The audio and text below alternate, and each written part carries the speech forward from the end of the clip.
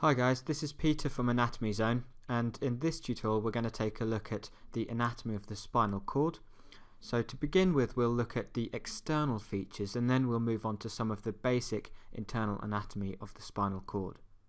So what we're looking at here is a model of the vertebral column containing the spinal cord, and you can see the brainstem at the top. So rostrally, or at the top, the spinal cord is continuous with the medulla oblongata of the brainstem. And in adults, the spinal cord extends to the intervertebral disc between vertebral bodies L1 and L2. So I've just zoomed into the lumbar region of the vertebral column, and if I rotate the model round slightly, you can see the distal end of the spinal cord terminating at this level between vertebra L1 and L2. So the spinal cord is essentially a segmental structure, so it consists of 31 segments. You've got 8 cervical, 12 thoracic, 5 lumbar, 5 sacral and 1 coccygeal segment. And these segments give rise to spinal nerves. So you can see the spinal nerves coming off either side of the spinal cord, and these spinal nerves are paired. So you've got spinal nerves emerging on either side of the spinal cord. So you've got 31 segments of the spinal cord giving rise to 31 pairs of spinal nerves. So just taking a look at the shape of the spinal cord itself, you'll notice that it's essentially a cylindrical structure, but there are 2 areas of the spinal cord which are slightly enlarged. So you've got a cervical enlargement and a lumbar enlargement. So I've just switched over to a diagram to illustrate this. And on the left we're looking at the anterior aspect of the spinal cord, and on the right we've got the posterior aspect. So you can see that there's this sort of bulging out of the spinal cord in the cervical region, and the same in the lumbar region. So the cervical enlargement corresponds to the segments C4 to T1, the lumbar enlargement corresponds to segments L1 to S3, and it's in these areas where the nerve plexuses which innervate the upper and lower limbs respectively emerge. So this is why that area of the spinal cord is thickened, because a lot of nerves supplying movement in the upper and lower limbs emerge from these areas. So just coming back to the 3D model, we're taking a look at the distal end of the spinal cord, and you can see that it terminates in this conical structure, which I've highlighted in green. And this is known as the conus medullaris. And extending from the tip of the conus medullaris, you've got a strand of connective tissue which attaches the conus medullaris to the first coccygeal vertebra, and this strand is called the filum terminale. So I've just drawn that on there in yellow.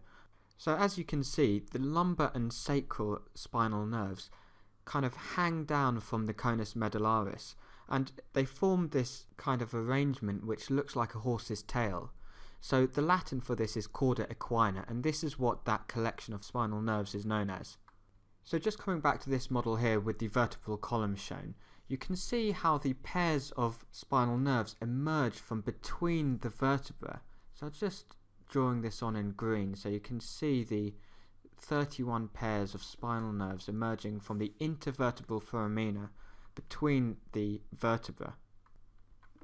So let's just take a look at how these spinal nerves attach to the spinal cord. So what we're looking at now is the cervical region of the spinal cord, and you can see that I've removed one of the cervical vertebrae just so we can take a look at how the spinal nerves attach to the spinal cord. So you can see that there's these little rootlets which attach to the spinal cord, and these rootlets then converge to form the ventral and dorsal roots. So if I just rotate the model round, you can see that there's a root at the front, so that's the ventral root, and a root at the back, so that's the dorsal root. And these roots converge to form the spinal nerve itself, and the spinal nerve exits the vertebral column via the intervertebral foramina. So immediately after leaving the intervertebral foramina, you can see that there's another division. So the spinal nerve divides into a ventral and dorsal ramus. So it's not actually shown clearly on this model here, but the ventral ramus is a lot thicker than the dorsal ramus. So Essentially what you need to know is that the ventral ramus supplies the muscles and skin of the front of the body, and the dorsal ramus supplies the muscles and skin of the back. So if I just rotate the model round slightly more, you'll notice that there's this kind of swelling of the dorsal root. So this is known as the dorsal root ganglion, and this dorsal root ganglion contains the cell bodies of the primary afferent neurons which enter into the dorsal horn of the spinal cord. So the cell bodies of the ventral root are actually contained within the grey matter of the spinal cord. So I'll talk about this in more detail in the next part of the tutorial, but essentially you've got primary afferent neurons entering via the dorsal root, and you've got the efferent neurons leaving via the ventral root. So how can you remember which is afferent, which is efferent, and which contains sensory and which contains motor? Well, you can use the mnemonic afferent arrives and efferent exits. So with any structure in the nervous system, afferent will mean information is brought to that structure, and efferent means information is taken away from that structure. So afferent arrives, efferent exits. And then with regard to the ventral and dorsal roots, you can use the mnemonic same Dave. So sensory afferent, motor efferent, same. And then Dave, dorsal afferent, ventral efferent. So using that mnemonic, you can work out that the dorsal root carries sensory afferent information, and the ventral root carries motor efferent information. So in the next part of the tutorial, we're going to take a look at a section, a transverse section. So if I just rotate the model round to the side like that, we're going to take a section through the spinal cord like this. And we'll look at the internal structure of the spinal cord and the layers that cover it, so the meninges.